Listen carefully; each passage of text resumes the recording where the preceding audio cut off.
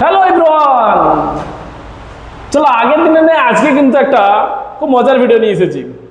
আশা করছি টপিকটা তোমাকে ভালো লাগবে। তার আগে বলে রাখি, যারা আগের ভিডিওটা দেখেনি, এনি আধানের উপর ক্রিয়াশীল বল, চৌম্বক বল, লরেন্জ বল, এগুলো আগের দিন আমরা খুব ডিটেলসে বলেছিলাম যে আধানের উপর ক্রিয়াশীল বল কত হয়। তো আগের দিনের ভিডিওটা যারা দেখোনি, তাহলে অবশ্যই তারা ভিডিওটা কমপ্লিট করো, ঠিক আছে? আজকে আগের দিনে পড়ার একটা বিষয়, ঠিক আছে, আমরা আলোচনা করছি ক্ষেত্রে, কিন্তু এখানে আধানের উপর ক্রিয়াশীল বল না, আমরা একটু বলছি যে এক্ষেত্রে যে একটা তড়িৎবাহী তারের মধ্যে দিয়ে একটা কারেন্ট ফ্লো হচ্ছে এবং ওই তড়িৎবাহী তারটাকে একটা চৌম্বক ক্ষেত্রে, একটা সুষম চৌম্বক ক্ষেত্রে রেখে দিয়েছি। তাহলে সেটা কতটা বল ফিল করবে, আমরা সেটা বলতে চাইছি আজকে। তাহলে আমরা ধরে নিচ্ছি, ধরো এটা একটা পরিবাহী তার, ঠিক আছে, একটা পরিবাহী তার। আমরা তারটাকে এইভাবে ভাবতে পারি, এটা একটা পরিবাহী তার। আমরা এই পরিবাহী তারের উপর চৌম্বক ক্ষেত্র, একটা সুষম চৌম্বক ক্ষেত্র কাজ করছে। চৌম্বক ক্ষেত্রটা কত, তারটাকে ছোট করে নিই। ধরো একটা চৌম্বক ক্ষেত্র, পরিবাহী তারের উপর একটা চৌম্বক ক্ষেত্র কাজ করছে।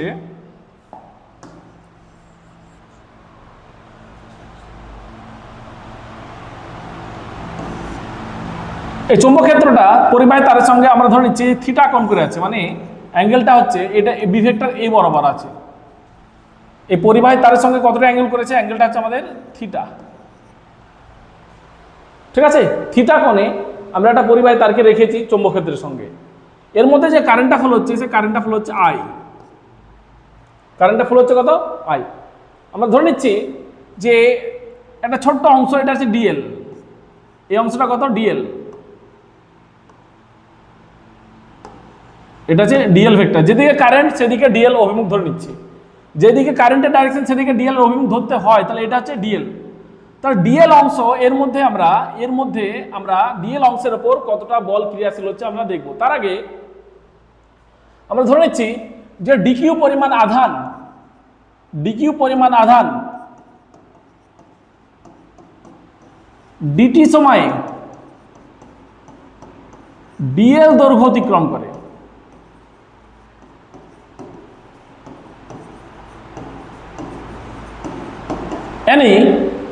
এই যে কারেন্টটা ফ্লো হচ্ছে, কারেন্ট ফ্লো হচ্ছে মানে কি, কারেন্ট ফ্লো হচ্ছে মানে একটা আধান ফ্লো হচ্ছে, তাই না?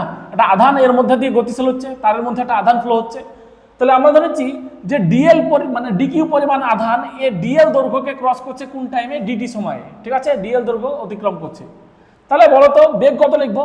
তাহলে যে কণাগুলোর বেগ কত লিখবো, আমরা লিখবো বেগ মানে লিখবো ডিএল বাই ডিটি, ঠিক আছে? আর আই মানে কত লিখবো, আই মানে লিখবো Q by DQ by DT. তাহলে ডিকিউ মানে কত, ডিকিউ মানে পাচ্ছি আমরা I DT.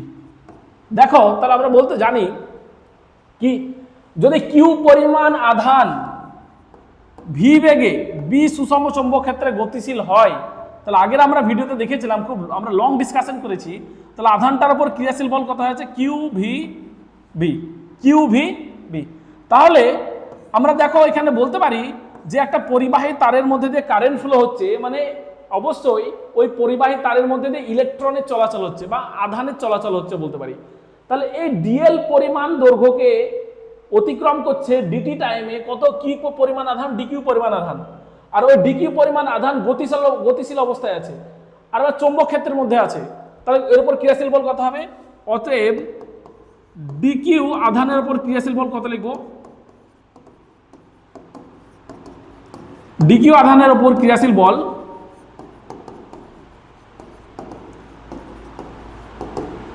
F equals to আমরা লিখবো, এটা ডিএফ বলছি, ডিএফ মানে কিউ ভিবি মানে ডিকিউ ইন্টু ভি ক্রস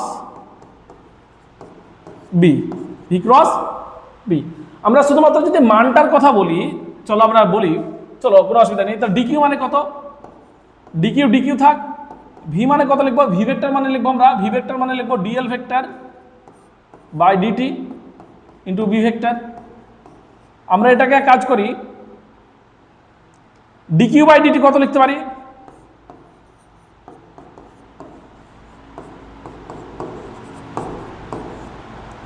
তো ডিকিউ বাই ডিটি মানে এটা হচ্ছে আই মানে কত পাচ্ছে, আই মানে হচ্ছে ডিএল ক্রস বি ভেক্টর। তাহলে দেখো এটা মানে কি, এটা হচ্ছে ডিএল দৈর্ঘ্যের ওপর ক্রিয়াশীল বল। আসলে এটা কি কাকে বোঝাচ্ছে? তাহলে আমরা ডিকিউ আধানের উপর ক্রিয়াশীল বল মানে যে এ আধানটা দেখো এ ডিকিউ ডিএল দৈর্ঘ্যকে ডিকিউ আধান ক্রস করছে, তাহলে এখানে আধানটার ওপর ক্রিয়াশীল বল মানে অবভিয়াসলি তারটার ওপর ক্রিয়াশীল বল। আশা করি বুঝতে পেরেছো কি বললাম, যে তারে তো আধানগুলো মোশন অবস্থায় আছে, গতিশীল অবস্থায় আছে। এখন যদি আধান গতিশীল অবস্থায় থাকে তাহলে অবশ্যই যেহেতু চৌম্বক ক্ষেত্রের মধ্যে আছে তাহলে তার উপর একটা বল ক্রিয়াশীল হবে। তাহলে আধানের ওপর ক্রিয়াশীল বল মানে হচ্ছে তারের ওপর ক্রিয়াশীল বল। তাহলে এটা হচ্ছে ডিএল দৈর্ঘ্যের ওপর ক্রিয়াশীল বল। কত পেলাম তাহলে? তাহলে আমরা বলতে পারি এটা হচ্ছে ডিএল দৈর্ঘ্যের ওপর ক্রিয়াশীল বল।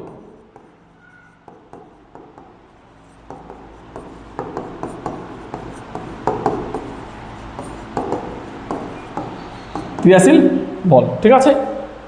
তাহলে সমগ্র দৈর্ঘ্যের উপর ক্রিয়াশীল বল কত লিখব? অতএব আমরা বলতে পারি সমগ্র দৈর্ঘ্যের উপর ক্রিয়াশীল বল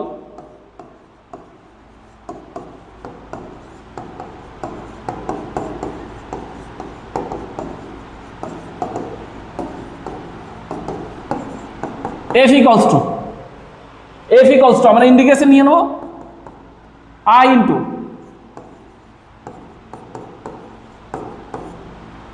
ঠিক আছে। আমরা ইন্টিগ্রেশন নিয়ে নিলে কি পাবো? পুরো তারের জন্য আমরা ইন্টিগ্রেশন নিয়ে নিলে আমরা এই ভ্যালুটা পেয়ে যাব। এখন যদি বি এর মানটা আমরা বলছি তাহলে আমরা লিখতে পারি এটাকে এভাবে, যদি F equals to integration I dl b into sine theta. যদি থিটাটা ক্ষুদ্র হয় আর কারেন্টের মানটা ক্ষুদ্র তাহলে I b into sine theta এই মানটা ক্ষুদ্র, ঠিক আছে। মানে এই মানটা কনস্ট্যান্ট, বি কনস্ট্যান্ট একটা সুষম চৌম্বক ক্ষেত্রের মধ্যে রেখেছি, থিটা কনস্ট্যান্ট, আই কনস্ট্যান্ট, তাহলে টোটালটা কার হচ্ছে ইন্ডিকেশনটা কার উপর হচ্ছে ডিএল। আর ডিএল মানে কত? তারটার দৈর্ঘ্য যদি বলি এল তাহলে কত লিখবো?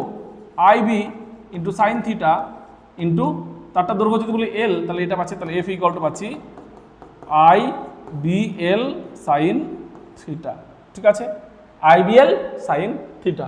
ইন্টারস আমার ভেক্টরে কত লিখবো? ভেক্টরে লেখা হয় I into L vector cross B vector, L vector cross B vector. এটা হচ্ছে আমাদের এল দৈর্ঘ্যের তারের উপর ক্রিয়াশীল মোট চৌম্বক বল। দুটো কেস থাকবে, দেখো এখানে দুটো কেস। কি হচ্ছে কেস ওয়ান? কেস ওয়ান বলতে আমরা বোঝাতে চাইছি যখন theta 0 degree, theta equal to 0 degree বা 180 ডিগ্রি, তাহলে সাইন 0 ডিগ্রি আর সাইন 180 ডিগ্রির মান দুটোই 0। তার জন্য এফ এর মানটা কত হবে? এফ এর মানটা 0 পাচ্ছি। দেখো এফ এর মানটা সর্বনিম্ন, তাহলে এফ এর মানটা সর্বনিম্ন পাচ্ছি। সেটা কত? এফ এর মান হচ্ছে সর্বনিম্ন। মানে আমরা বলতে চাইছি যদি এই বরাবর ধরো এই বরাবর চৌম্বক ক্ষেত্র কাজ করছে, একটা সুষম চৌম্বক ক্ষেত্র এই বরাবর ক্রিয়াশীল, সুষম চৌম্বক ক্ষেত্র মানে চৌম্বক ক্ষেত্রের মানটা সব জায়গায় সমান। একটা পরিবাহী তারকে আমরা রেখে দিয়েছি, এইভাবে একটা পরিবাহী তার আছে, এর মধ্যে কারেন্ট ফ্লো হচ্ছে আই, তাহলে এটা হচ্ছে পরিবাহী তার, ঠিক আছে। তাহলে এই তারের উপর ক্রিয়াশীল বল কত হবে? এফ ইকুয়াল টু 0 হবে। এই অবস্থায় কারেন্টটা যদি এদিকে ফ্লো হয় তাহলে ডিএল এইদিকে হচ্ছে, ডিএল বা এল এর অভিমুখ এদিকে। কারেন্টটা যদি উল্টো দিকে ফ্লো হয় তাহলে ডিএল এবং বি ভেক্টর মধ্যবর্তী কোণ কত হবে? 180 ডিগ্রি। তাহলে আমাদের এইদিকে কারেন্ট ফ্লো হতে পারে বা এদিকে কারেন্ট ফ্লো হতে পারে, ডিএলটা এদিকে থাকতে পারে বা এদিকে থাকতে পারে। তাহলে বি এর সঙ্গে 0 ডিগ্রি বা যদি 180 ডিগ্রি হয় তাহলে এফ এর মানটা কত হবে? 0। মানে ওই তারটার উপর কোনো বলই ক্রিয়াশীল হবে না, ঠিক আছে। এবার 2 নম্বর কেস হচ্ছে যদি বা যখন থিটাটা 90 ডিগ্রি হবে তাহলে সাইন 90 ডিগ্রি 1, সাইন 90 ডিগ্রি মানে কত? ফোর্সের মানটা সর্বোচ্চ, তাহলে এফ ইকুয়াল টু কত লিখবো? মনে রাখো এক্ষেত্রে যে ফোর্সের মানটা হবে এফ ম্যাক্সিমাম কত হবে? সাইন 91, তাহলে আই বি এল। কিভাবে আছে?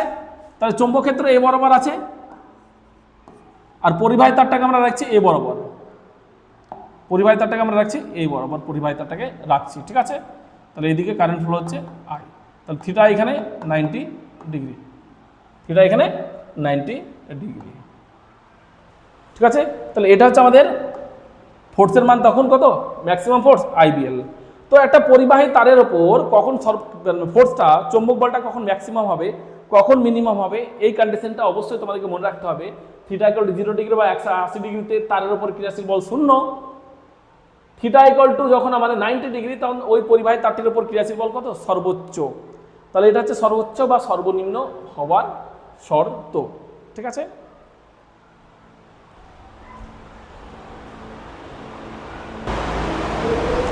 এরপর আমরা যে বিষয়টা দেখব সেটা হচ্ছে যে দুটি সমান্তরাল তড়িৎবাহী তারের উপর ক্রিয়াশীল বল।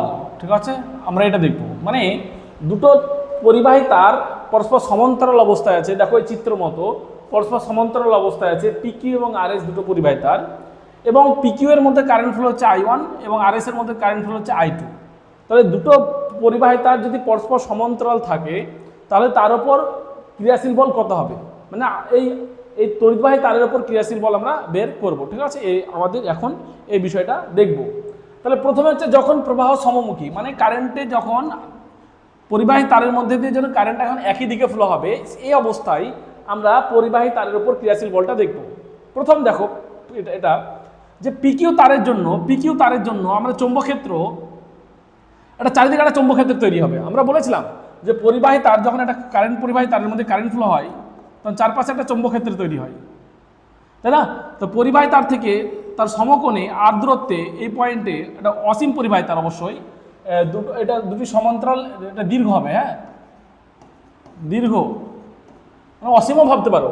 তাহলে অসীম তড়িৎ পরিবাহী তারের জন্য আর ডিস্টেন্স দূরত্বে পি পয়েন্ট, আমরা যদি এটা পি বলি পি পয়েন্ট, তাহলে এখানে চৌম্বকক্ষেত্রের মান কত? বি ইকুয়াল টু আমরা জানি μ0I/2πr। অসীম দীর্ঘ ঋজু পরিবাহী তারের জন্য চৌম্বকক্ষেত্র হচ্ছে μ0I/2πr। কি বলতে চাইছি আমি, যে পিকিউ তারের মধ্যে দিয়ে একটা কারেন্ট ফ্লো হচ্ছে, তাহলে এই পিকিউ তারের জন্য তার চারিপাশে একটা চৌম্বকক্ষেত্র তৈরি করবে। ঠিক আছে, ওই চৌম্বকক্ষেত্রের মধ্যে কি আছে দেখো, আরএস একটা পরিবাহী তার আছে, ওর মধ্যে কারেন্ট কতটা ফ্লো হচ্ছে? I2।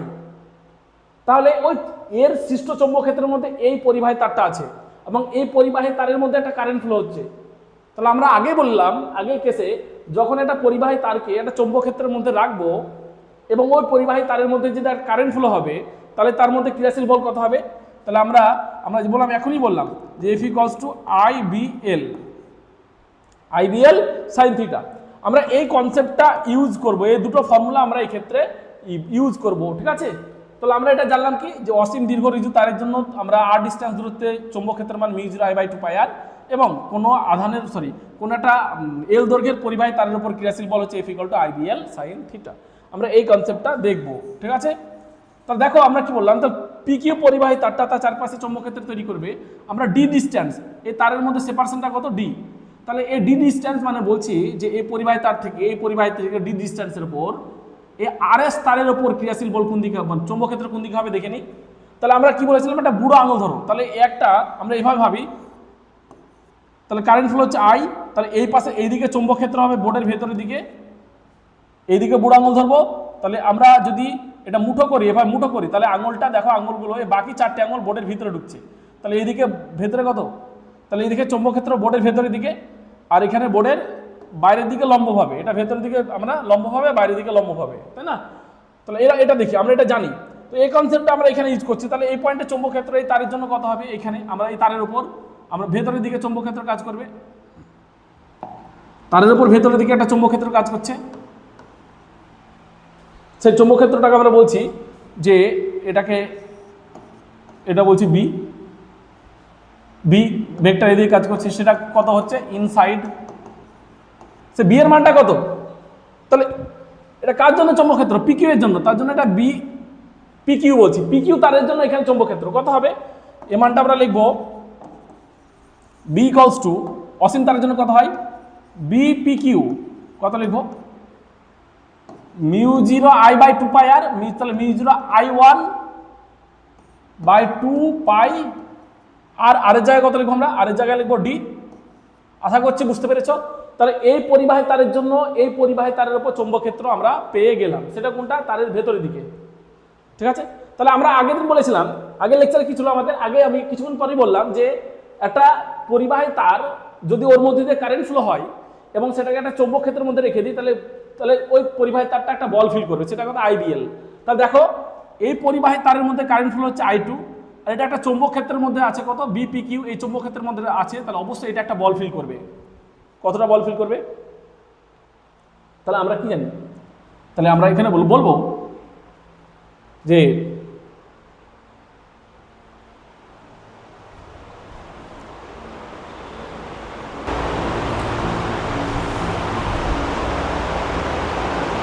তাহলে আমরা কি বলবো যে এই আরএস তারের উপর একক দৈর্ঘ্য বলছি যে আরএস তারের একক দৈর্ঘ্যে ক্রিয়াশীল বল, একক দৈর্ঘ্যে কথা বলছি, হ্যাঁ, ক্রিয়াশীল বল কত লিখবো আমরা, এফ আর এস বলছি ইকুয়ালস টু আমরা কত জানি, I BL sine theta, I BL sine theta.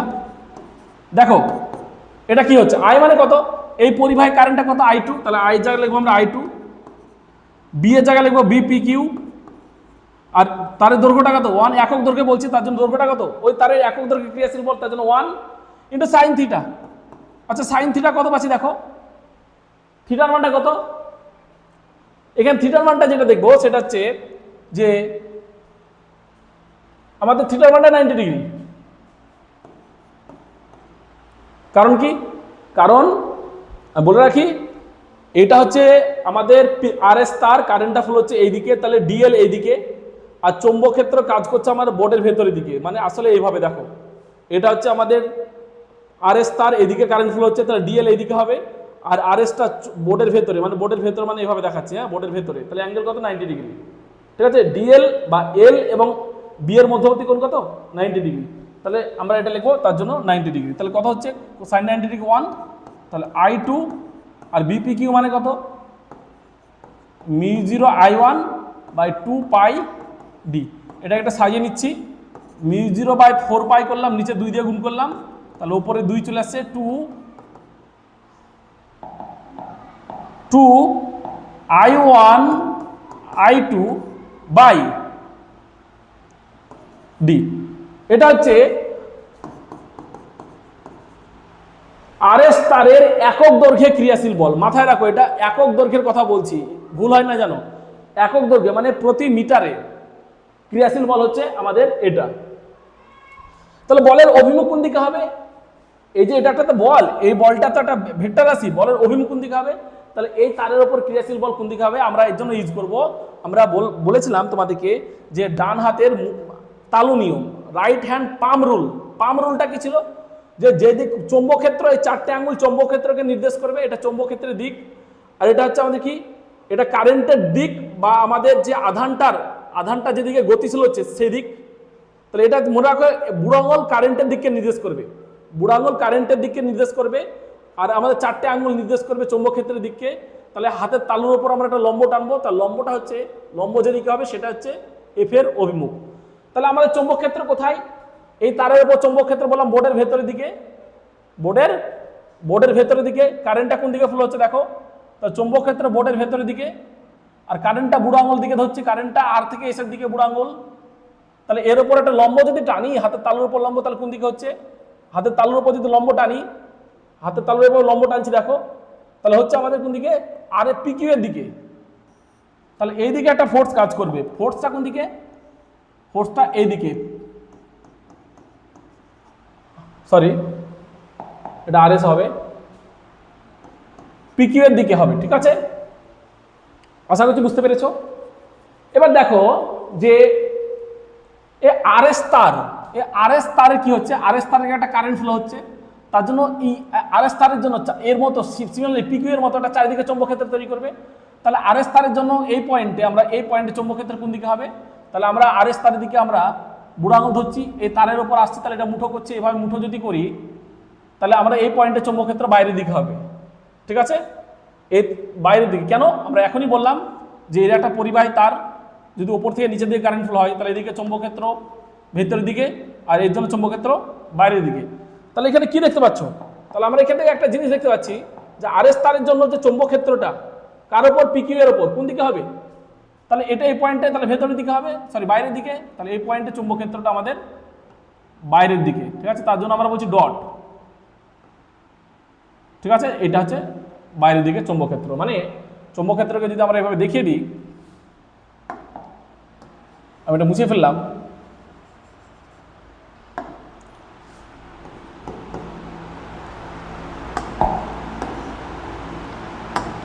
কারেন্টটা ফ্লো হচ্ছে I1, তাহলে এই পয়েন্টে বাইরের দিকে চৌম্বক ক্ষেত্র, মানে এটাকে বি, এটা কার জন্য চৌম্বক ক্ষেত্র?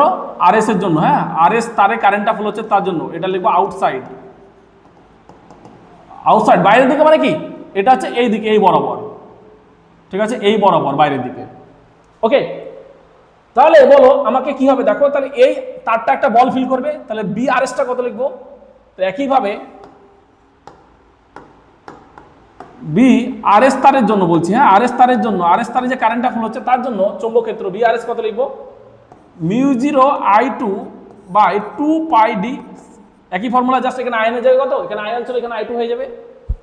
ওকে, তাহলে এর উপর ক্রিয়াশীল বলটা কত হবে?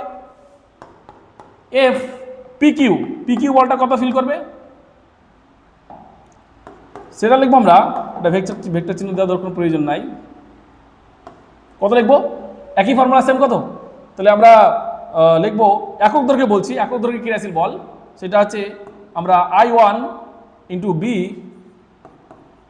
RS into 1 into sine 90 degree, sine 90 degree. Similarly এটা যদি ক্যালকুলেট করি তাহলে আমরা পেয়ে যাচ্ছি μ0/4π, দেখো 2I1 I2/d, ঠিক আছে, একই ফর্মুলা সেম।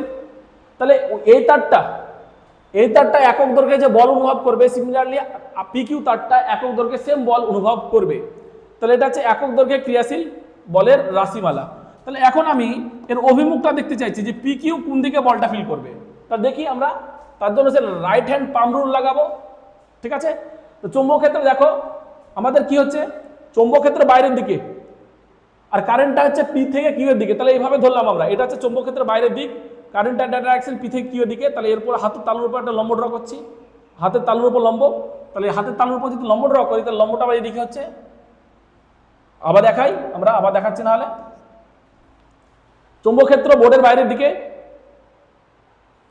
এই পয়েন্টটা বাইরের দিকে আসছে, আর বুড়ো আঙুল কারেন্টের ডাইরেকশনকে নির্দেশ করছে। তাহলে বুড়ো আঙুল P থেকে Q এর দিকে, তাহলে হাতের তালুর উপর লম্ব ড্র করছি, তাহলে সেটা হচ্ছে আমাদের কি F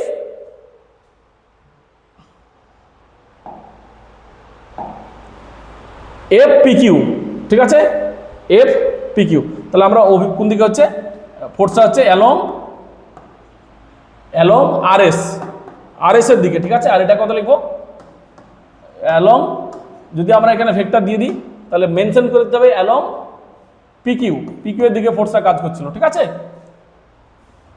তাহলে সেক্ষেত্রে চলো আমরা দেখে নিই, তাহলে আমরা এদিকে ফোর্স কাজ করছে। তাহলে আমাদেরকে একটা জিনিস জানতে হবে, একটা ফোর্স এদিকে, একটা ফোর্স এদিকে, এই ফোর্সটা আমরা বলবো এটা F1 F2। তাহলে এটা হচ্ছে আকর্ষণ ধর্মী বল, এটা হচ্ছে আকর্ষণ ধর্মী হয়, ঠিক আছে। কেন দেখো আমরা উদাহরণ দিচ্ছি, তাহলে আর ক্লিয়ার হয়ে যাবে, তোমাদেরকে বলে দিই। একটা আধান আছে প্লাস আধান, আর একটা আছে মাইনাস আধান, ঠিক আছে। তাহলে প্লাস আধান Q, প্লাস আধান মাইনাস আধানকে নিজের দিকে টানবে, তাহলে এদিকে একটা বল ফোর্স কাজ করছে। মাইনাস আধান প্লাস আধানকে নিজের দিকে টানবে, তাহলে এদিকে একটা আকর্ষণ বল কাজ করছে। তাহলে এটা হচ্ছে আকর্ষণ বল, এটা হচ্ছে আকর্ষণ বল। তাহলে একটা বল দেখো এখানে আমরা বলি বিকর্ষণ বলটা কি, তাহলে আমরা যদি বলি এটা প্লাস Q আধান আর এটা প্লাস Q আধান, তাহলে ইয়াকে বিকর্ষণ করবে, এদিকে একটা ফোর্স দিবে F1, আর ইয়াকে, তাহলে এই আধানটা এটা Q1 এটা Q2 বলছি, তাহলে এই আধানটা ইয়াকে একটা বল দিবে এদিকে, তাই না। তাহলে এটা হচ্ছে বিকর্ষণ বল। তাহলে অবভিয়াসলি কি দেখতে পাচ্ছ, যদি একই দিকে কারেন্ট ফ্লো হচ্ছে তাহলে ফোর্সটা কি হচ্ছে দেখো, ঠিক আকর্ষণ ধর্মী হচ্ছে। তাহলে এই বলটা হচ্ছে আমাদের আকর্ষণ ধর্মী, আকর্ষণ করবে, ঠিক আছে। তাহলে পরিবাহী তার দুটো একে অপরকে আকর্ষণ করবে, কখন, যখন একই দিকে কারেন্ট ফ্লো হয়। মাথায় রাখো, যখন একই দিকে কারেন্ট ফ্লো হবে তখন পরিবাহী তার দুটো একে অপরকে আকর্ষণ করবে, মানে এরা চাইবে কাছে সরে আসতে আকর্ষণের জন্য, ঠিক আছে। তাহলে আমরা কি দেখতে পাচ্ছি, আমরা এটাকে লিখতে পারি, তাহলে নেচারটা কেমন পাচ্ছি, তার নেচারটা হচ্ছে আমাদের ফোর্সের নেচার কি, তাহলে আকর্ষণ ধর্মী। হ্যাঁ,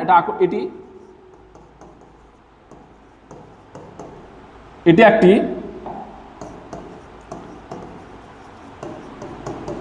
আকর্ষণ ধর্মী বল,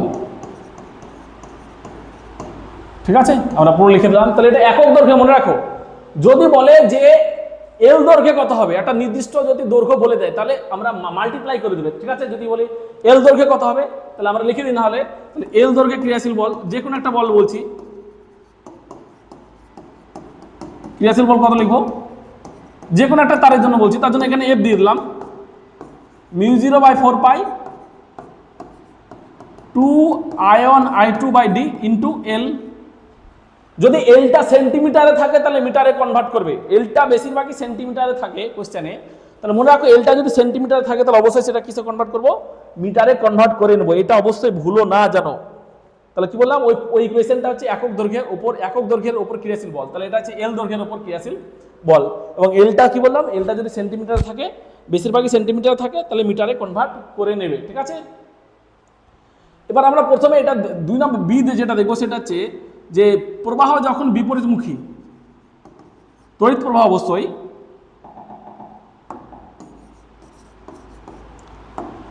যখন তড়িৎ প্রবাহ বিপরীতমুখী,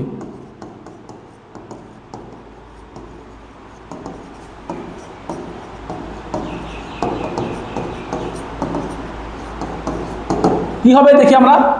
ঠিক আছে, তাহলে আমরা এটা এইভাবে ছিল,